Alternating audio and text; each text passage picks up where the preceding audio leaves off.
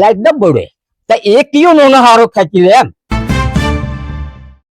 Light નહીં આવે જ્યારે બેસીએ ત્યારે થોડીક વાર લાઈટ જતી રહે પછી આવે નહીં રાતે 12-1 વાગે આવે ત્યારે અમારે ભણવાનું હોય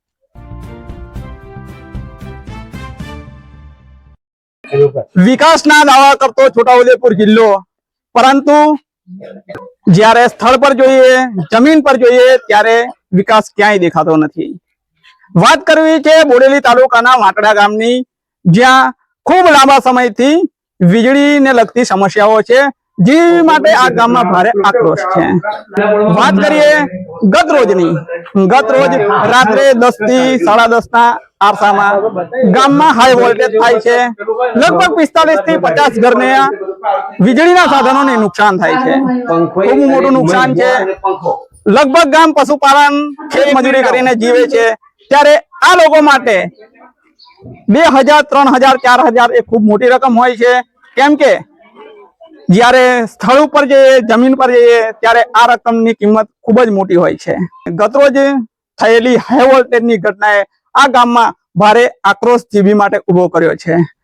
આપણી સાથે છે એક મહિલા જે પોતાનું ઘર પશુપાલન દ્વારા ચલાવે છે ખેતી કરીને ચલાવે છે એવા ગંગાબેન આપણી જોડે છે। ગંગાબેનને ખાસ વાત કરવી છે। ગંગાબેન શું થયું હતું કેવી રીતે અને કેવો ધડાકો તમારા ઘરમાં થયો ખાસ આ કહેજો।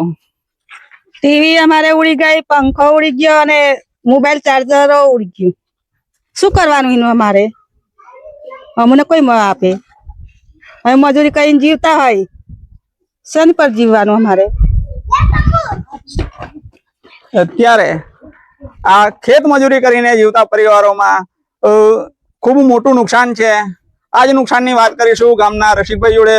રસિકભાઈ છે કે જે ખૂબ આક્રોશમાં છે જીવીબી માટે એમનો આક્રોશ એમના ચહેરા પર દેખાય છે। ખૂબ આક્રમકતાથી આ રસિકભાઈ જ્યારે હોય ત્યારે રજૂઆત કરતા હોય છે। તો રસિકભાઈ ખાસ કહેજો કે શું થયું કેવી રીતે થયું અને કેવી ઘટના બની હતી।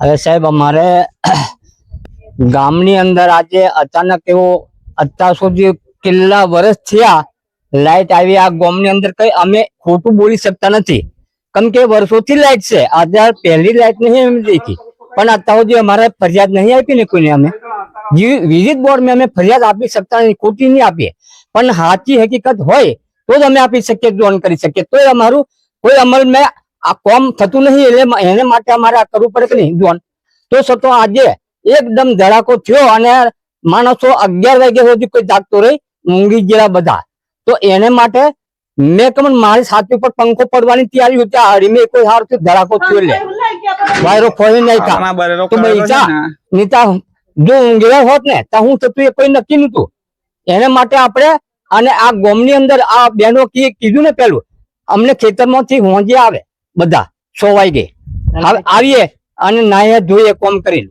અને રોટલા જ્યારે કરવા બેહે તાંધારું લાઈટ ડબ બળે તો એ કયો નો હારો ખેંચી લે એમ મારે એમ કેવું છે એ બંધ કરવા વાળો કયો એને હોંજે નહીં લેવું જોઈએ ને અમે આટલું બધું કંટાળી ગયા છે આ ગામની અંદર એટલે આ ગારો બોલવી પડે કારણ કે હોંજે આ બેનો રોંધે કે કમ હે કાયમે એવો પ્રશ્ન બને હોંજે લાઈટ કમ થાય તો અમારે એ થવું નહીં જોઈએ અને બસ વાત કરી આગળ ફોર્ટ મેં ફોર્ટ મેં બીજા ગામમાં ઓટો મેળવા અમે ફોર્ટ માં આવી જાય હે એટલે અમારે એમ કેવું છે તો શાંતિથી અમે જે કંઈક બિલ આવે તો અમે ભરી શકીએ છીએ અને નથી ભરતા એવું છે નથી અને છતાં અમને મારે એક દાખલો કમાજે જૂનો લગભગ 5 થી 6 વર્ષની વાત મારા ખેતરમાં ગમ ઓરલા હતા અને સાહેબ એવો સમય હતો કે મારે લાઇટ બિલ નતું ભરાયું એટલે સાહેબ પેલા હેલીફરો વારંવાર આવ્યા વારંવાર 2-3 જયારે હોય ત્યારે મેં એમને મોકલી સાહેબ ભરતું ભર્યું જે દાડ નું તો તે દાડે કુવાના બોમ્બ મેળે તે કાપીને જતા ગયા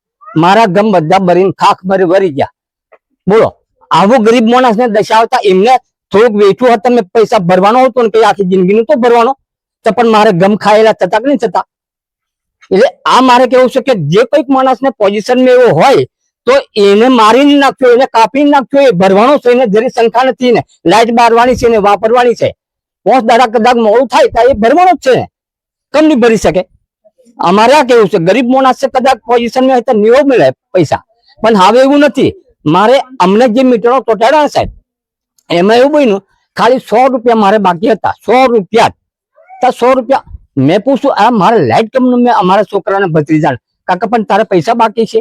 અરે ભાઈ પૈસા મેં ભરી દીધેલા, કદાચ હોય એક રૂપિયા હોય તા પણ એ હશે તા તારે બંધ થયો. આ મીટરો નવો છે, એ પૈસા હશે બાકી. હેલિફોન ને ફોન કર્યો ગોયલ સાહેબ ને બીજે દાડ, સાહેબ મારે મેં કીધું લાઈટ નથી થતા એનું કારણ હું કે તમારા પૈસા બાકી છે એટલે એવું બન્યું એમ. તમે કીધું એવું?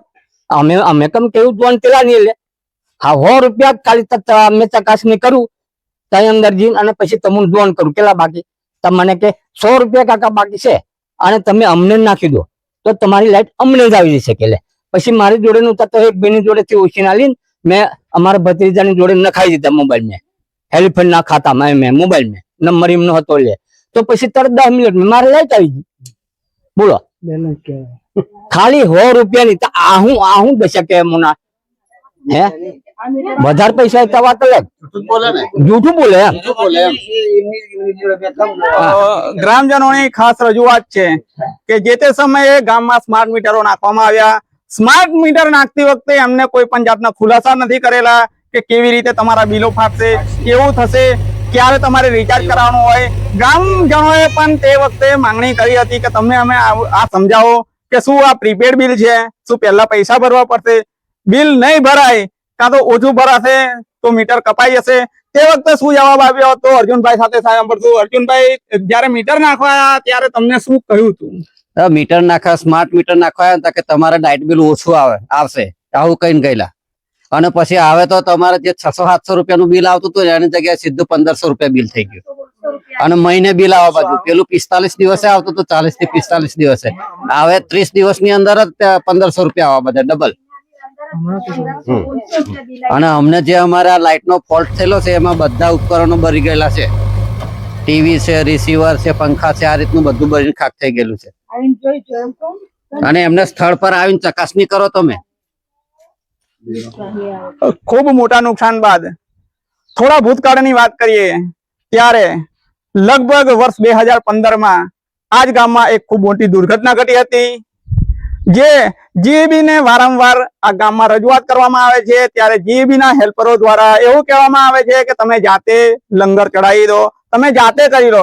પરંતુ એ જે જાતે કરવાની પરિસ્થિતિ આવે છે જે એ કહે છે એ કરવા જતા એક ભૂતકાળમાં ખૂબ જ દુઃખદ દુર્ઘટનાના જે ભોગ બન્યા હતા એવા અર્જુનભાઈ છે. અર્જુનભાઈ, જે તે સમયે તમને જે કહ્યું હતું કે જાતે લંગર ચડાવી દો અને લંગર ચડાવ્યા પછી કેવું થાય, એની પીડા કેવી હોય અને કેટલા સમય સુધી તમે સહન કર્યું છે એ ખાસ વાત કરો.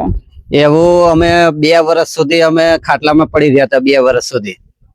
કારણ કે એ લોકોને અમે રજૂઆત કેટલા સમયથી આખા અમે એકલાએ નથી કરી, આખા ગામજનોએ ફરિયાદ કરેલ હોવા છતાં એ લોકો આવતા નથી અને જોઈને જતા નથી. અને પછી જોઈને આવે ને તો ખાલી આવીને જતા રહેતા થી ખાલી જોવા પૂરતા જ આવે અને કામ એ લોકોને કરવું નથી, વ્યવસ્થિત કામ એ લોકોને દર્શાવવું જ નથી આ ગામની અંદર. એટલે વારંવાર આવી દુર્ઘટના બનતી રહે છે. પછી આવી દુર્ઘટનાઓ બનતી જ રહે છે. સાથે સાથે દેશનું ઉજ્જવળ ભવિષ્ય કહેવાય એવા ઉજ્જવળ ભવિષ્ય સાથે પણ આપણે વાત કરીશું. આપણી સાથે જે ખુશી અભ્યાસ કરે છે પરંતુ ખાસ સમસ્યા એ હોય છે કે વાંચવાનો સમય સ્કૂલેથી આવ્યા હોય ને લાઇટો જાય અને સ્કૂલમાં લેસન ના થાય, એવી બધી પરિસ્થિતિ આવે છે. ખુશી, કેટલી તકલીફ પડે છે લાઇટો ના હોય તો? રાતે લાઈટ જવાના કારણે અમારે લેસન પણ નહીં થયું હતું, કેમ કે લાઈટ બહુ તકલીફ પડે. ભણવામાં શું તકલીફ પડે છે? લાઈટ જ નહીં આવે, જયારે બેસીએ ત્યારે થોડીક વાર લાઈટ જતી રહે પછી આવે નહીં. રાતે 12-1 વાગે આવે ત્યારે અમારે ભણવાનું હોય. આવી વારંવાર વીજળી સમસ્યાઓથી ઘેરાયેલું બોડેલી તાલુકાનું વાંટડા ગામ આજે લગભગ 45 જેવા ઘરોમાં હાઈ વોલ્ટેજના કારણે દરેક ઘરમાં સરેરાશ 4 થી 5 હજારનું નુકસાન થયું છે. ત્યારે આ વાંટડા ગામના લોકોનો ખૂબ મોટો આક્રોશ છે. માંગ કરી રહ્યા છે કે આ થયેલા નુકસાનનું અમને વળતર મળે અને અમારા ગામની જે લાઇટોની અને લાઈનોની સમસ્યા છે એ તાત્કાલિક ધોરણે દૂર થાય. લાઈનો ઉપરના જાળી ઝાકડા સાફ કરવામાં આવે જેથી કરીને ફરીવાર આવો ફોલ્ટ ના સર્જાય. અને ખાસ કરીને જ્યારે પણ આ વીજળીની સમસ્યા આવે તો હેલ્પર ની વ્યવસ્થા થાય, હેલ્પર જાતે આવી અને અહીંયા કરે. અને જે વારંવાર કહેવામાં આવે છે કે તમારે જાતે જોઈ લેવું, જાતે લંગરિયા ચડાવી દેવા, તો ભવિષ્યમાં આવી દુર્ઘટના ના થાય તેના માટે ખાસ એમની આગ્રહભરી રજૂઆત છે. ટીમ જાગૃત માટે સંજયસિંહ રાણા, બોડેલી.